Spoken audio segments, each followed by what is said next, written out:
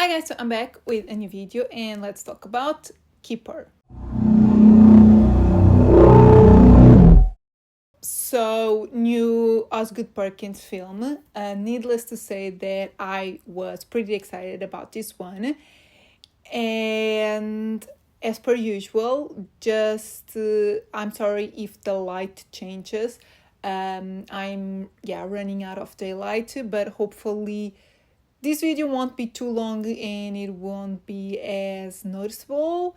So let's not waste any minute and get to it. So if you don't know what Keeper is about, I didn't know anything about the film going into it. I had seen the poster. I knew it was an Osgood Perkins. I knew it starred Tatiana Maslany. And I've heard some things, but I didn't know the plot or anything. I knew it was a little bit lackluster, a bit basic, it's straightforward, but I didn't know anything about the story. So what I'm gonna say about what it is about, it's about this new couple that go into a secluded cabin in the woods and some weird things start happening. That's how I'm gonna put it. I've already told you who stars in the film. Besides Tatiana Maslany, it also stars Rossif Sutherland. I hope I'm pronouncing his name right. And it's basically just them. There's other two characters, but they're not major. It's basically just them. They are the couple. Okay, so post that, let's get to my thoughts. So unfortunately, the rumors, the things that I've been hearing are true. So how I would put it is that this is definitely better than The Monkey, which really disappointed me in the beginning of the year, but not as good as Longlegs, nowhere near as good as Longlegs or his other films. I feel like his other films are way better than this one. I haven't seen I'm the Pretty Thing That Lives in the House. I think that's the title. That's his only other film that I haven't seen.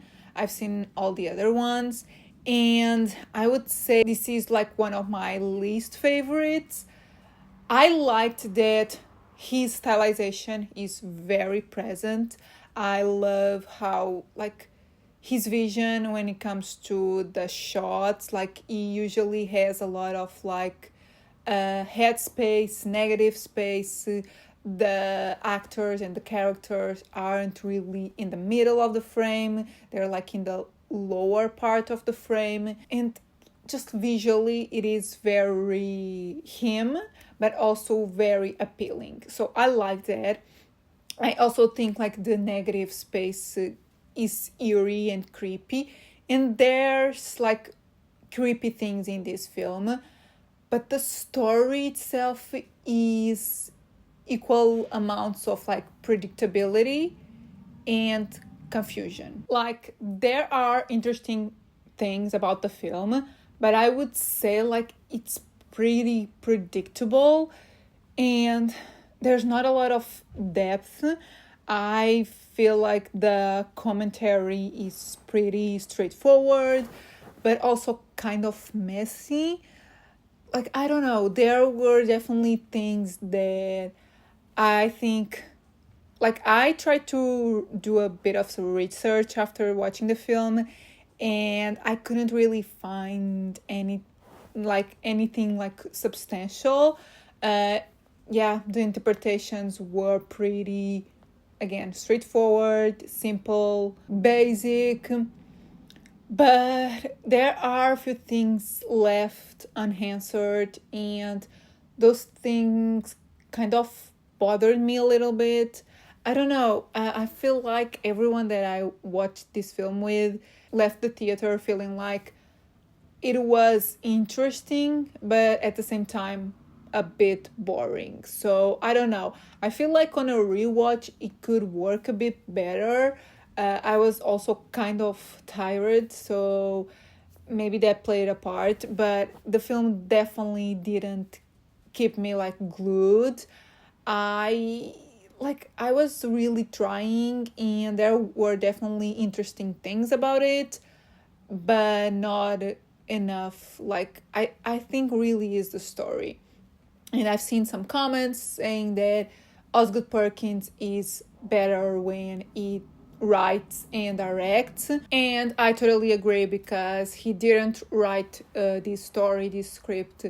So yeah, I think it needed like his more eerie touch. I feel like his other films that he wrote and directed are way more like unsettling, and this one has some creepy elements, but the story itself is not that creepy or unusual. So I think that's all I have to say, and because I'm really running out of daylight, let's get to my scores. So overall, I'm gonna give the film a 3 out of 5. It's not a bad film, but it's not amazing either, for all the reasons that I've said before. Cinematography, I'm gonna give it a 4 out of 5. Like, the beginning shots are really good. Oh, and I forgot to mention that like the beginning of the film is really strong. I loved the like beginning sequence before the title card. That just created the perfect mood. I loved it.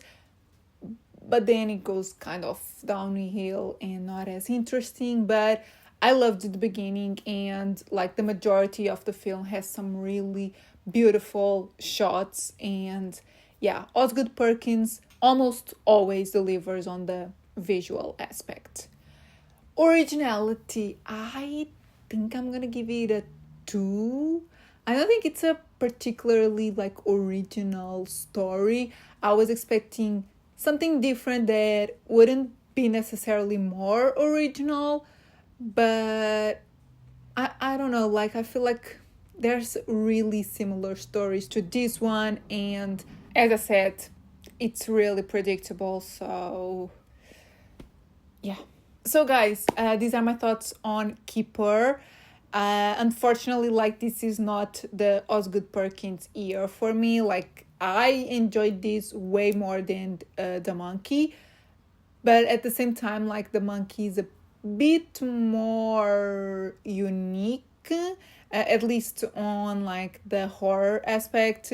I think it delivers a bit more. I do prefer this film, but both films are like pretty lukewarm and not amazing as some of his other films. So yeah, kind of disappointed. Hopefully he just, I wouldn't say like take a break, but just takes a bit longer with giving us a new film and just works a bit more on that. I feel like that's what he needed. Like, this year he just put out 2 films. Maybe just take a bit longer to develop your stories and your craft, and yeah, give us something like really good next time. But yeah, let me know in the comments how you feel about Keeper. Have you seen it? Were you aware that Osgood Perkins had a new film? Tell me if you've seen both The Monkey and Keeper, which one was your favorite, and which one is your overall favorite Osgood Perkins film. And yeah, if you had the video, give it a thumbs up, subscribe if you're not subscribed yet, and I'll see you in my next video.